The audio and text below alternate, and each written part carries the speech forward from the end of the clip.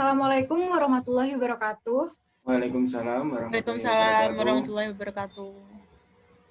Selamat datang di podcast kami. Nah, pada kesempatan kali ini kita akan membahas topik yang sangat menarik. Kita akan membahas 3 pendekatan filsafat ketika kita akan mencari tahu tentang sesuatu. Nah, 3 pendekatan ini ada ontologi, epistemologi, dan juga aksiologi. Saya ingin mendengar pendapat dari narasumber 1, Elisha Nanda. Menurut Nanda, ontologi itu seperti apa? Jadi seperti yang telah kita ketahui bahwa ontologi itu berasal dari bahasa Yunani yaitu ontos dan logos. Di mana ontos ini artinya keberadaan dan logos berasal dari kata logi yang artinya bahasa atau sabda sebagai buah nalar pikir manusia.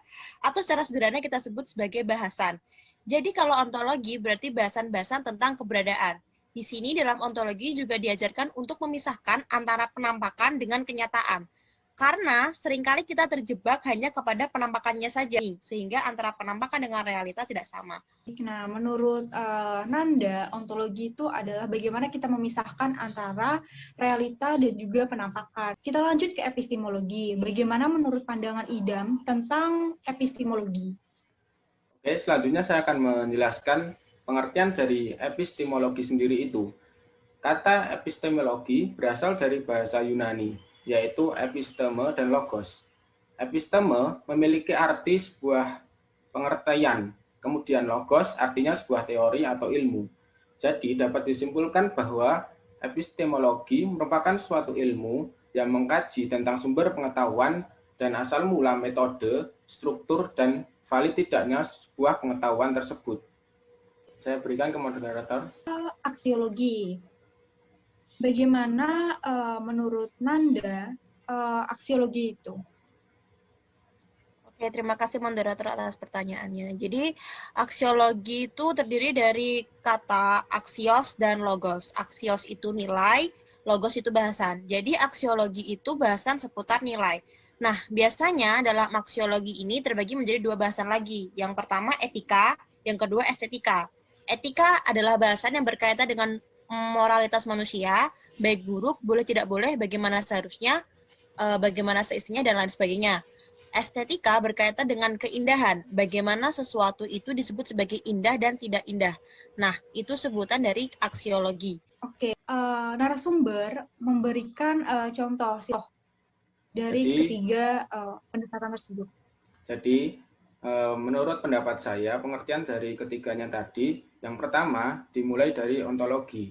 Kita ketahui di dalam ilmu pemerintahan jelas telah dibagi menjadi 2, yaitu yang pertama ada objek material, di mana ilmu pemerintahan dalam artian luas yaitu merupakan sebuah totalitas dari fungsi kekuasaan legislatif, eksekutif, dan yudikatif.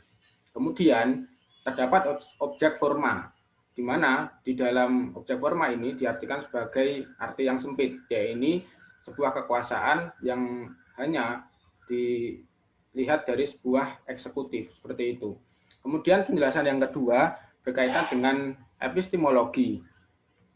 Telah dijelaskan bahwa epistemologi dari ilmu pemerintahan itu merupakan sebuah pengembangan konsep hubungan pemerintahan dengan menggunakan pendekatan monodisiplin, di mana konsep analisis dan konstruksi multidisiplin dan memandang suatu konsep atau dari berbagai aspek yang ada di dalam dunia ilmu pemerintahan tersebut. Baik, tidak terasa kita berada di penghujung acara. Sebelum saya menutup, saya akan memberikan kesimpulan singkat dari bahasan kita tadi. Ontologi berkaitan dengan keberadaan akan sesuatu, sehingga akan mempertanyakan hakikat keberadaan tersebut. Nah, kata kunci dari ontologi adalah apa? Nah, dalam ontologi juga kita bisa membedakan antara realita dan juga penampakan, sehingga kita mampu lebih peka dengan sekitar. Yang kedua ada epistemologi, yakni bahasan tentang pengetahuan dengan kata kunci bagaimana. Selanjutnya ada aksiologi, bahasan yang seputar nilai, yang terbagi menjadi 2, etika dan juga estetika. Nah, kata kuncinya adalah mengapa. Terima kasih buat teman-teman yang nantinya akan menonton video ini. Semoga ilmu yang kita bahas bisa bermanfaat bagi teman-teman. Wassalamualaikum warahmatullahi wabarakatuh.